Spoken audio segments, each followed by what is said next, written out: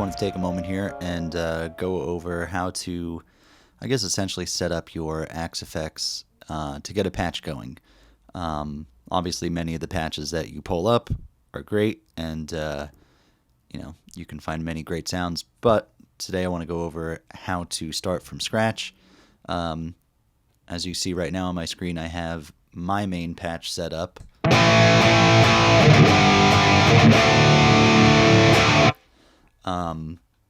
So we'll go over that as well, but for now, what we're going to need is Axe Edit. So I'm working with the Axe Effects 2. This is pretty much going to be the same no matter which Axe Effects you have, but so step one is you're going to need to go on the Axe Effects website, fractalaudio.com. You're going to go over to support and downloads, and then, editors. Depending on if you have the 3, the AX8, whichever, you'll see that there's different ones. So for me, having the Axe Effects 2, I'm going to click on this Axe Edit Gen 2. If you have the Axe Effects 3, you're going to click on the 3, obviously. So we're going to click on that. It's going to bring you to this page. You're going to download whether you have Mac or Windows. Once you have that, you'll install it. You'll open it up, and you'll come to this. The first time you open it up, you're going to see a lot of stuff down here where it's loading up all the different effects and everything like that. So for what I'm going to show you guys today, I'm just going to go over to an empty thing here. So here's absolutely nothing. So right now, we got nothing. So step one is we need to link all of these from the input to the output. So now we can hear the guitar. So if you just click on one of these little circles here on the edge of the box and just click all the way over to the last one, you'll connect and you'll just put all of them together. So now what we want to do is you're going to right click, and we're going to need an amp. And before I go selecting anything, I usually just instantly do an amp, and I usually put a cab. I've been moving them back here. A lot of them you'll find the amp goes straight into the cab, and then there's effects or whatever, but I like to treat it a little bit more like a real amp, where I have room to put stuff in front of my amp if I have a drive pedal, a compressor, something like that. Then what would be essentially in the effects loop, which would be between the amp and the cab, and then the cab out. Now I'm leaving room so that we can do a secondary output, which I'm going to show you guys in a second. So now we can come. There you go. So we have an amp sound, right? So you click over here. Here we can pick whatever amps that we want. I always like the 6160. This is my main tone. And then for a cabinet, it always loads up this 1x6 oval. I don't know who in the world is ever using that. So, you can select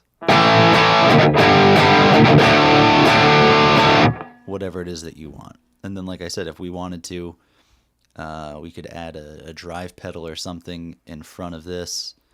I don't even know. I don't really ever use. But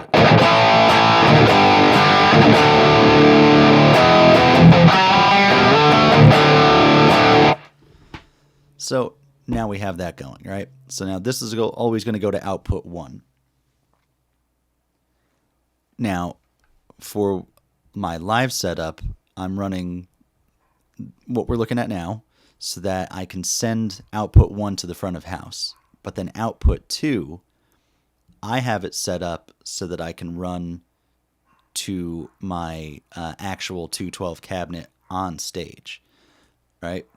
So I'm going to move this cab back. Again, I try to keep it back as far as possible for what I'm trying to do. Because like I said, I might end up putting, I'm just going to randomly pick some stuff. So great. Let's just say I have a flanger in here. Maybe I do a reverb and a delay, let's just say. And then maybe up here, again, I do like a compressor or something. Now, normally I'm not going to have all this stuff on. I would have them set to different scenes. But for the sake of just showing how to set this up, I just want to show you guys the routing. So what I would do now, if you want to have this output be able to send to the front of house or your PA, whatever you want, you're good. This is all set. if you would like to also be able to run to an amp, you're going to need a power amplifier and a cabinet. Now, we don't want the cabinet sound to go through the cabinet because that's going to sound really weird. So what we're going to want to do is come over above the cab or wherever, as long as it's before the cab, essentially. But we want to make sure that we get all of our effects. So right now what I'm going to do is add in the effects loop. And I'm going to take this and I'm going to tie it to my last effect before the cab. Now what we're doing is sending in the guitar, it's going through the pedals, it's going through the amp, going through effects, and it's going through the cabinet, and that's going out to output 1. It's also, though, going through the guitar and the effects, the amp, through more effects, and then it's going to the effects loop. The effects loop is output 2 on the back of the Axe Effects. This might be slightly different on the Axe Effects 3. I don't know exactly. I know that has more outputs and things. But so now essentially, though, we can have output 1, which is its own volume. That's going to the front of the house or to your PA system or recording device, whatever it is that you want to go to, like normal. Output 2 now, which is effects loop out, which I believe is the send, return. I can't remember off the top of my head. Anyway, it'll be the output on the back of the Axe Effects. That is now its own thing without any cab simulation going through it. So now I'm able to run output 1 to a PA system to the front of house, and that's what they're getting. And then on stage, I usually keep a 212 cabinet that I can hear myself and anyone in the front of the stage now gets some guitar sound, and that's coming out of effects loop, which is output 2, which is the second output, the second volume on the unit. So you have total control over both of these things. And I will say too, again, it's tough to find, and maybe depending on your power amp, it might be slightly different. But I noticed keeping the output 2 volume around 10 a.m., 11, not exactly at noon, is usually about the best area to keep that output volume at, going to your power amp. Again, you could adjust it so that you can keep your volume maybe at noon and lower the volume of the amp. And obviously, if you're not looking to use any cab simulation and to run straight to a cab, then you could set up all of what I'm doing and you wouldn't need an effects loop or a cab. Just let it go to output 1, and then you could run from output 1 to a power amp to a cabinet. So that's pretty much the easiest way. And then obviously up here you can name this whatever you'd like, and you can hit save, and now you're good to go. Now, as far as scenes go, let's just say scene 1, I just want the amp and the cab, and obviously I want to leave my effects loop so that that can go to my cabinet on stage. So what we're going to do is disable these. You can either right click and you can bypass them, or you can just hit your space bar, which is a lot quicker. So let's turn these off. Cool. So I'm going to hit save again. So now scene 1 is what we're looking at. Anything that's grayed out is now bypassed.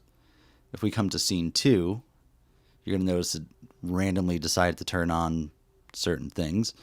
But let's just say scene 2, I want to be, sure, this reverb and delay.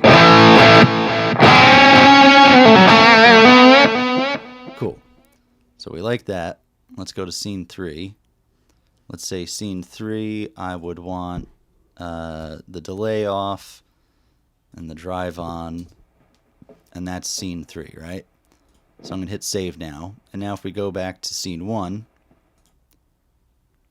you're going to notice only the cab and the amp are on. Scene 2, scene 3, and so on. And you can do this however you want for up to 8 scenes. And that's pretty much, I think, the easiest way to help you guys in setting up a patch. And also, too, I know there's so many options and there's so many knobs and things, but think about it this way. You can't adjust any of this stuff on your amp. Yeah, you can here, and if you know what you're doing, that's great. But I really suggest keeping things pretty simple. Use this like you would an amp. Don't go crazy unless you really know what it is that you're doing.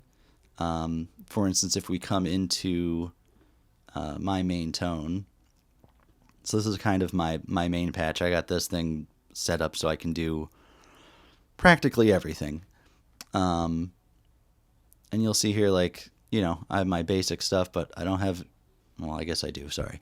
I don't have anything really going on with the EQ. I'm not adjusting anything with the power amp or any of these things. I just try to keep it simple. The cabs, about the only place I really do get crazy, where I like to run two different sounds that are panned hard left and right so that I can come out of both outputs, mainly more so for recording purpose, so that I can blend two sounds like I would when I record real amps. Hopefully this helped you guys out.